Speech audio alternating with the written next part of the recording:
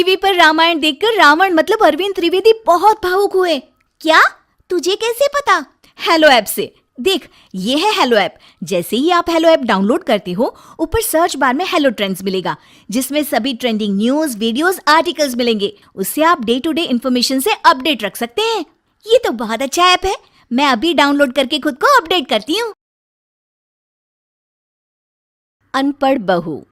सीतापुर गांव में रेवती नाम की औरत अपने 2 बेटे अरुण और वरुण के साथ रहती थी।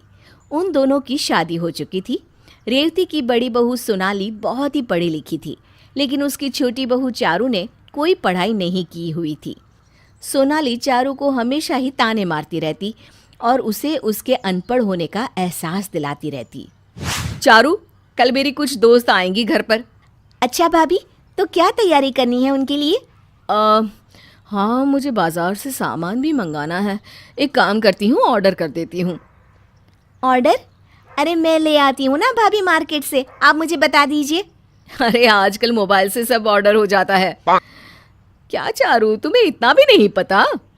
नहीं भाभी, पर आप सिखाओगी तो मैं सीख जाऊंगी। तुमने पढ़ाई लिखाई तो की नहीं, ये सब क्या सीखोगी तुम? छोड़ो। चारू सोनाली की बातों से काफ़ी दुखी हो जाती है और पार्टी की तैयारी में लग जाती है। अगले दिन सोनाली की सहेलियां उसके घर आती हैं।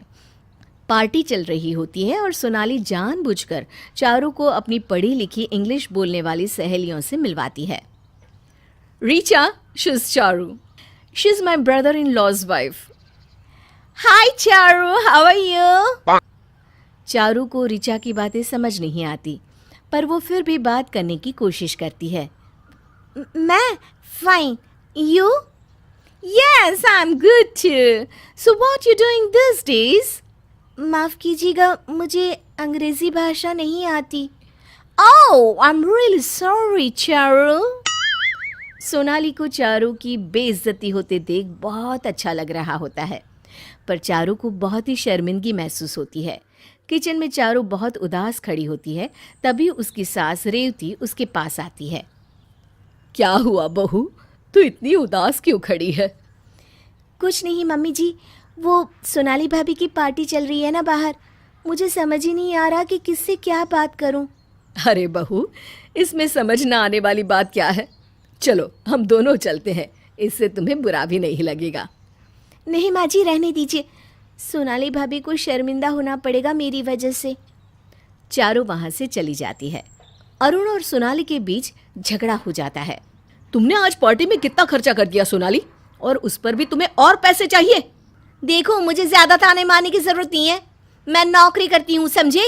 वो तो मेरे पैसे खत्म हो गए हैं, इसलिए तुमसे मांग रही हूँ।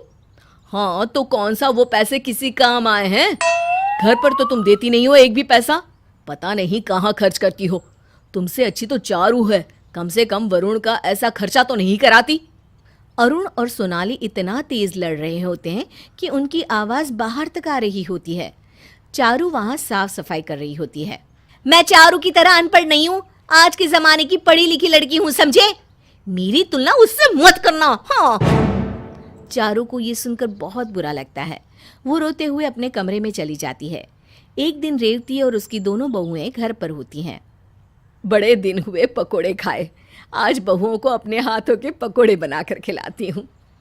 रेवती जैसे ही कढ़ाई में पकोड़े डालती है, थोड़ा सा तेल उसके हाथ पर गिर जाता है और वो जोर से चिल्लाने लगती है। तभी चारू और सोनाली रसोई में आ जाते हैं। सोनाली को समझ नहीं आता कि क्या करे, पर चारू जल्दी से फ्रिज से ठंडा पानी निकालती है और रेवती के हाथ पर डालने लगती है। मम्मी जी, ये हाथ को आप सीधा रखिए, मैं पानी डाल रही हूँ। अरे ये क्या कर रही हो तुम?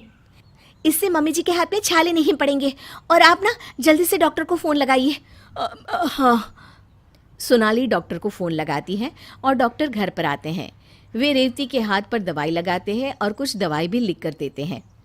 ये दवाई आप ले आइएगा अभी ही। जी डॉक्टर, आपकी फ़ीस? 2000। मेरे पास तो अभी इतने पैसे नहीं हैं। तुम्हारे पास हैं क्या सोनाली? नहीं माँ जी, मेरी सैलरी ख़त्म हो गई है, लेकिन मैं इनके एटीएम से निकाल कर आती हूँ। डॉक्टर, अब 10 मिनट रुक जाइए ना प्लीज़।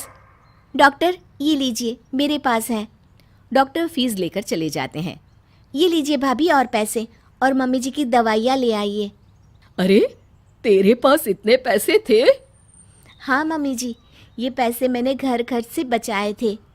बेटा, आज तो तूने संभाल लिया, वरना मेरे हाथ में अभी तक तो छाले भी पड़ गए होते। भले ही तूने पढ़ाई लिखाई ना की हो, पर तू बहुत समझदार है। चारू ने जिस तरह से आज अपनी सास को संभाला, ये देखकर सोनाली बहुत शर्मिंदा होती है और उसे एहसास हो जाता है कि इंसान को उसकी पढ़ाई लिखाई से नहीं बल्कि उसकी समझदारी से आंकना चाहिए।